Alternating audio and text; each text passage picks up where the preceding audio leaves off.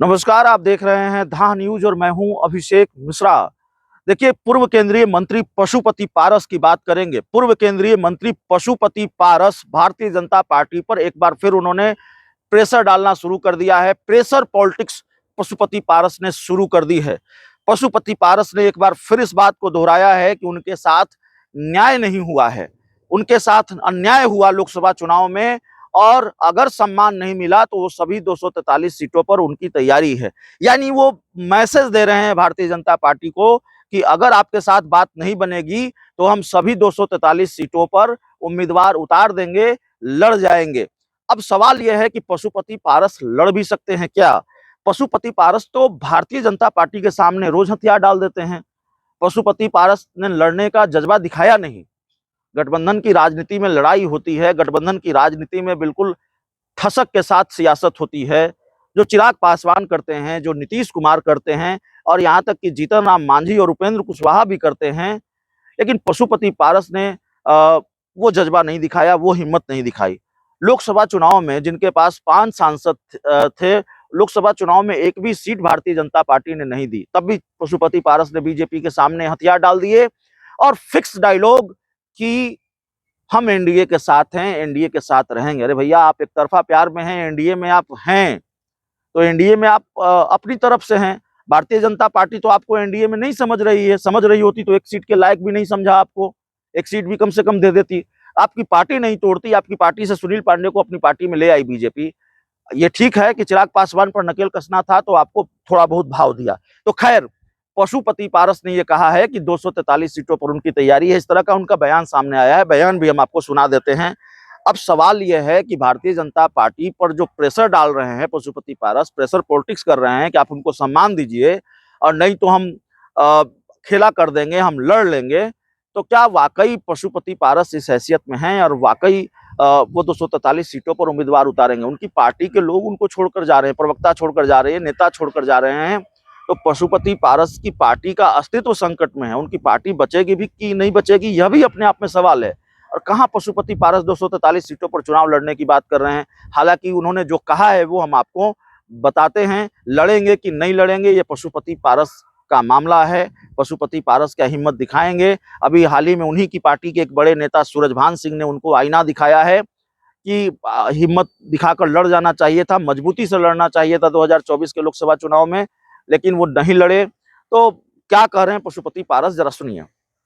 इसमें हमारे स्टेट के जितने भी पदाधिकारी हैं, प्रदेश अध्यक्ष श्री घनश्याम दास जी के नेतृत्व में बैठक बुलाई गई है और प्रत्येक जिला से जिलाध्यक्षों की बैठक बुलाई गई है। तकरीबन 25 से 26 जिलाध्यक्ष हमारे आज की बैठक में मौजूद हुए हैं, जबकि पूरे बिहार में बाढ़ का प्रकोप है और खास करके नॉर्थ बिहार में काफ़ी बाढ़ का पानी आया है, इसलिए कुछ कम लोग आए हैं, फिर भी 26 जिलाध्यक्ष है आज की बैठक में आया है। दलित सेना का मुख्य उद्देश्य है, देखिए दलित सेना एक सामाजिक संगठन है, राजनीतिक संगठन नहीं, एक सामाजिक संगठन है। और स्वर्गीय पासवान जी के द्वारा 1983 में इस दलित सेना का गठन किया गया था। उसका मुख्य उद्देश्य है कि दलितों पर जहाँ कहीं भी अत्याचार होगा, दलित सेना की टीम वहाँ जाएगी और जा करके उस समस्या का हम लोग समाधान करेंगे। वहाँ का जो कलेक्टर है, वहाँ का जो एसपी है, उसे हमारी कमेटी के लोग जाते हैं। और अभी जो लोग घटनाएँ घटी है,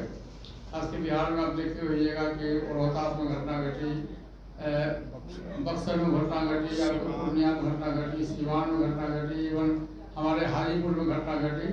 तो सभी जगह हमारा टीम, मुजफ्फरपुर में घटना घटी और नवादा में जश्न विरोध हुआ है, सभी जगह हमारी पार्टी खास करके दलित सेना का टीम जाके हम लोगों ने स्थल निरीक्षण किया, कमेटी का गठन किया और बिहार सरकार से मांग किया कि उचित मुआवजा दो और जिस परिवार की घटना घटी है उस परिवार के लोगों को एक सरकारी नौकरी दिया जाए। तो दलित सेना का संगठन हमारे पार्टी का, राष्ट्रीय लोक जनशक्ति पार्टी और दलित सेना का जो संगठन है, हमारा लीड है, हमारी पार्टी का दलित सेना लीड है। और दलित सेना हमारे पूरे देश में इसका संगठन है। खास कर देखिएगा तो साउथ इंडिया में जाइएगा तो दलित सेना का संगठन और अधिक मजबूत है। जहाँ कहीं भी पूरे देश में दलितों पर अत्याचार होगा, उसका हम लोग घटनास्थल पर जा करके उसका निराकरण करते हैं। यही हमारे दलित सेना का मेन उद्देश्य।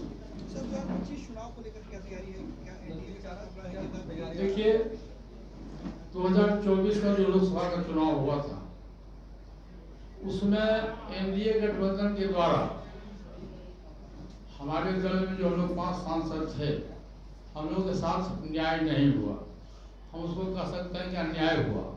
फिर भी राष्ट्र हित में, देश हित में मैं व्यक्तिगत हित को माइनस किया, पार्टी हित को माइनस करके देश की पुकार थी आदरणीय नरेंद्र मोदी जी के नेतृत्व में तीसरी बार देश में सरकार बने और हमारी पार्टी ने सर्वसम्मति से फैसला लिया कि हम राष्ट्र हित को देखते हुए पूरे देश में नरेंद्र मोदी जी के नेतृत्व में जो एनडीए के चुनाव हो रहा है हम उसका समर्थन करेंगे और हम लोगों ने ईमानदारी पूर्वक समर्थन किया। अब 2025 का विधानसभा का चुनाव है।